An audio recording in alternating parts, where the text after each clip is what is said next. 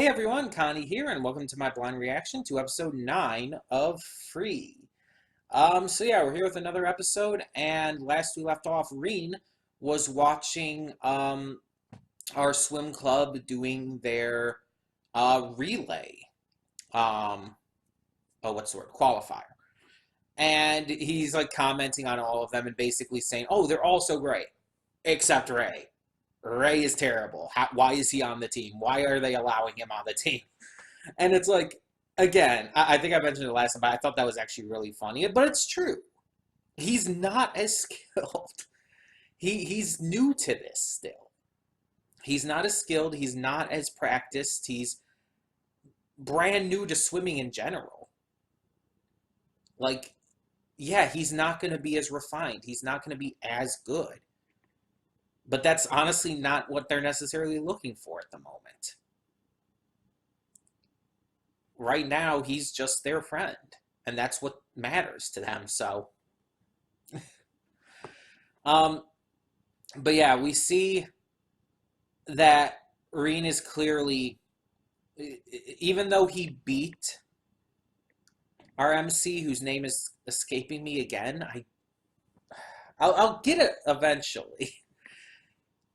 He's still, even though he beat him and he said he was like, oh, it's done, I don't need to worry about you ever again, I don't need to, like, swim against you ever again, you could see he still does care. And I'm really hoping that comes to a head soon, because it definitely feels like that's where the second half of this season is headed, where it's definitely going for how it's going to finish off. Reen is going to reconnect with them and possibly start, at least, to turn himself around and stop being as much of an asshole as he has been. I don't know if it'll all get resolved by the end of the season. Probably not, but I'm definitely thinking that there's going to be a reconnect here. But yeah, as I keep saying, I am still really shocked and surprised by how good this show is, and I can't wait to see more. I think by now I could probably say I probably will continue on to season 2, right after I finish season 1. I mean, anything can happen. I might change my mind, but we'll see. But right now I'm thinking I probably will. I mean, I'm that interested. So we'll see. We'll see. But either way, I'm getting to this a little later than I was hoping to. So I really need to get on with this. We're just going to get this going and hope for the best. So when the screen fades to black, pause this redirect and go to the description below. Follow the link to the reaction, and after you watch it, come back here to the redirect and resume play. Because after it fades to black and then fades back in, everything from that point forward will be my afterthoughts and will contain spoilers to the episode. So that being said, thank you so much for tuning in, and I will see you at the reaction. Okay, and we are back, and we'll begin with spoilers in 3, 2, 1, now. Okay, so another phenomenal episode. This one dealing a lot with Haru and Reen's feelings about things. While ironically not even focusing as heavily on them a lot of the time. A lot of it, especially in the second half, focused more on Nagisa and Ray. It's just a really interesting way to handle things. So either way, getting ready for, after they qualify for the next round of the relay, we have our club just celebrating, having a good time, going to this festival, but Reen and his team ends up being there too. Reen, however, is distracted. He's thinking about everything he saw when watching Iwatobi at the relay, and just the really mixed emotions that have been going through his head because of it. He goes back to the old elementary school and starts having these memories that really seem to hit him hard in the heart. So much so that he wants to be in the relay for his team, and apparently is accepted in such. And it's obvious what's going on here. Reen is jealous. He misses that feeling. We saw he was remembering those points from the past. And he missed that feeling, the same feelings that Haru had towards that. Haru, as he said, just relished in that feeling of swimming with his friends in the same lane as his friends and coming back to them waiting for him. Reen misses that. And he's going to try to emulate that with his own team. But the thing is, he doesn't really have the same connection with them. And I think that's going to be a big thing going into that. He's going, I think, I can only guess at this point, but what I'm thinking is going to happen, he's going to race this relay and he's going to get upset when he doesn't have the same feeling when he finishes. Whether he wins or whether they win the relay or not, whether they qualify or not, he's going to be upset because it's not going to give him the same feeling. It's not going to be as emotionally important for him. And so he's going to probably have to figure out why that is, and that's going to go into the reconnection that I talked about. That's where I see this headed, at least.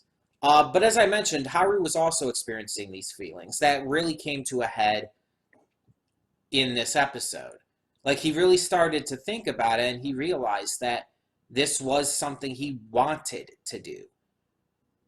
And those mixed emotions were going in through his mind as well. He was confused. He didn't know what to believe anymore. Because his entire ideology had been kind of shaken. The reasons why he swims have been just turned on their head. And now he wants to swim specifically to swim with his team, with his friends. And it was a very powerful, emotional moment. Because Haru is very stoic. He's very, he holds pretty much everything in. And I think that's been his biggest character flaw. And that's by no means a bad thing.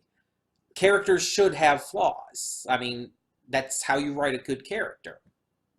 And that's been his biggest character flaw. The fact that he holds everything in so much. But those rare moments when we do see his emotion peek through are his best moments.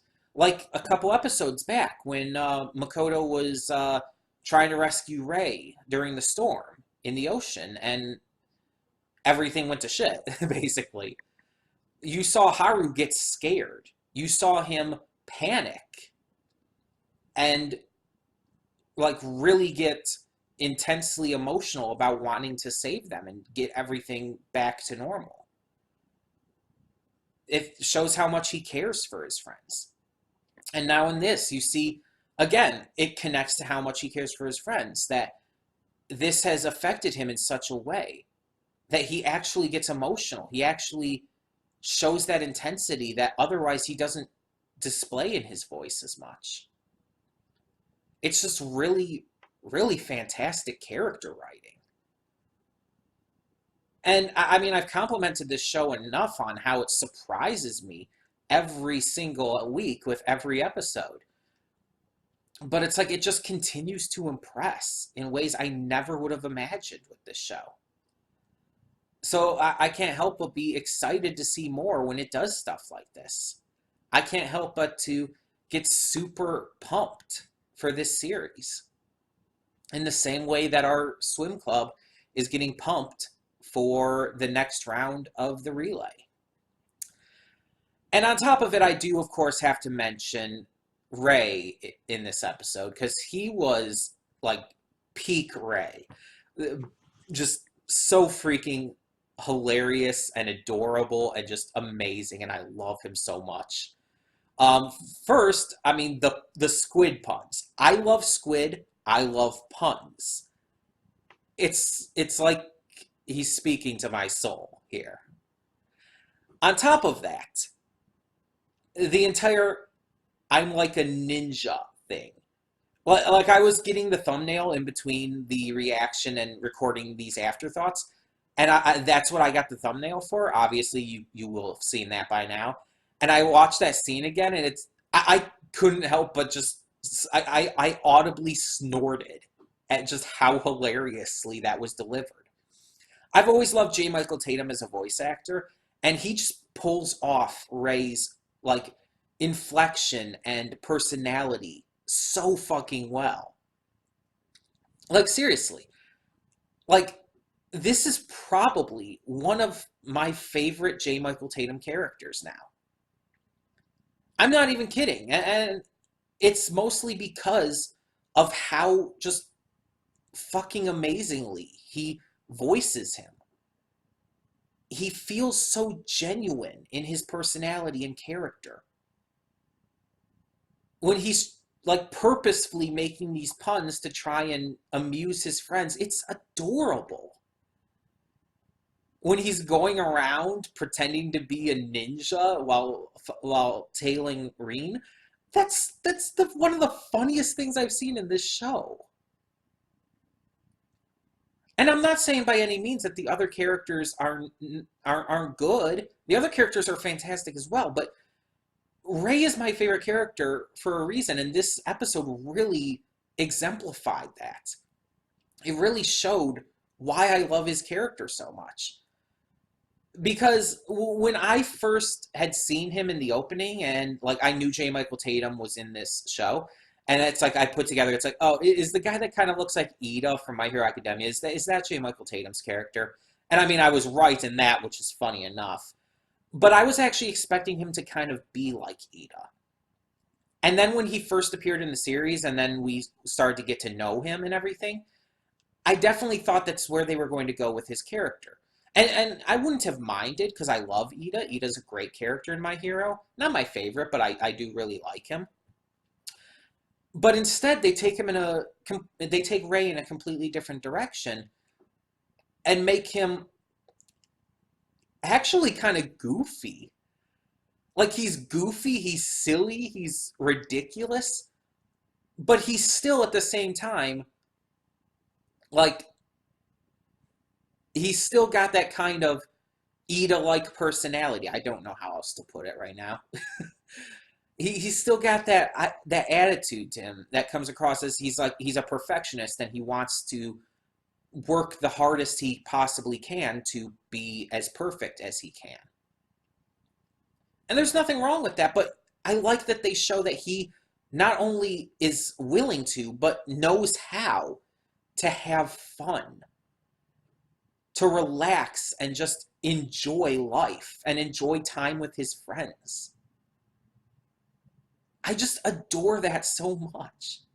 And I said during the reaction, like, I really want to see free merchandise, especially something for Ray, when I go to Youmacon at the vendor hall. I've been saving up money, more money than I've had in years and years and years, just for the vendor hall for Youmacon this year. And I'm super excited, and these are the kinds of reasons why. I legitimately, this series that I did not think I would like, I am really excited to possibly get some great, just really awesome merchandise for. And I don't do that for just anything. Not even every show I like, I get merchandise for. I mean, I'll be really honest here. My favorite show of all time, Legend of Korra, I have almost nothing from. And admittedly, part of that is because Legend of Korra doesn't have a lot of official merchandise out there. It's actually very void of that, surprisingly enough. I mean, it does have some for sure, but a lot of it's super generic, like, oh, Water Tribe stuff. Or either that, or it's like the super expensive stuff, like the Korrasami statuette that's like what, $300-400 or something. But yeah, it's like, even for Legend of Korra, my favorite show of all time, as of current, Carol and Tuesday could overtake that. I don't have much of anything. So it's like, when I get merchandise for something, it means that I'm really excited for it. It means that I really want to put money into it. It means that I am that invested in the story, the characters, yada, yada, yada. And yeah, that's definitely how I would describe it. I am just invested in this series. I mean, hell, I'm in love with this series. And I've talked about this before, so it's not like I'm saying anything super new. I've said that I love this series already. But it's like, yeah, it just continues to shock me. And Ray is definitely one of the biggest reasons. And I mentioned in the reaction that like one example of merch I wouldn't mind getting is maybe a Daki Makura, or body pillow for those who don't know the terminology. I have a body pillow of Pinkie Pie in my room from MLP, and I mean I can get a cover and just switch the covers, and I might do that, or pillowcase or whatever you want to call it, and I might do that. I'm willing to do that. In fact, the Daki cover was actually one of the big things I was really thinking about getting. So, yeah, I'm just really that much more excited now. Not only for Youmacon, of course, not only for the vendor hall there, but for this show. Just getting excited about getting merch for the show was making me more excited about the show. I can't wait to see how this season ends. And I said in my pre-thoughts that I'm thinking of probably just continuing straight on to season 2 after this. Not taking a break like I've done with other shows in between seasons. I'm really strongly at this point, like if I were to make the decision right now, which I'm not going to do, by the way, I'm not going to make the decision for sure until I finish season 1. But if I were to make the decision right now, it's like it'd be 100% guaranteed that I would be continuing. Because I am that much in love with this show. And not for the reasons that some people might think. Some people would think like, oh, you only like Free because of the hot guys. And it's like, I enjoy the hot guys. I enjoy like hot guys being shirtless and wearing swimsuits, sure. But that's actually not even close to being anywhere near the top reasons for my love for this show. It's all about the story and characters. It's done so excellently. It's just so, like, amazingly written. That's what impresses me about this show. That's what just invests me, the characters and the story. And I'm just super excited to see what it does next. The fan service it's just fan service.